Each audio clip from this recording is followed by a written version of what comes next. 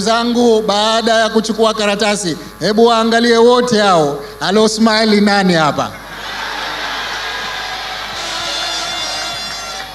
Ili tabasamu hili ni kwa sababu tunajua tushashinda. CCM oye! Si mnaona washanuna wote hao? Ukiangalia chini hapa utaona nembo ya Chama cha Mapinduzi, ili usije ukakosea. Angalia nembo ya Chama cha Mapinduzi, chini yake kuna boksi la kutia tiki. Tunasema Oktoba, tunatiki vipi? Shwa.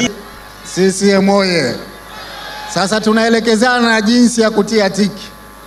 Maana tiki lazima iwe ndani ya kisanduku. Nimeweka tiki yangu ndani ya kisanduku bila kutoa nje. Tiki kizidi ukubwa ikatoka nje, kura inakuwa imeharibika.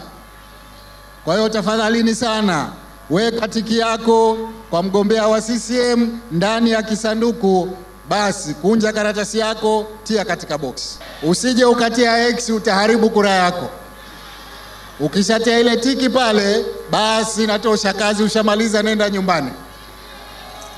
Hivi ndivyo njia sahihi ya kupiga kura safari hii. Mmenifahamu ndugu zangu?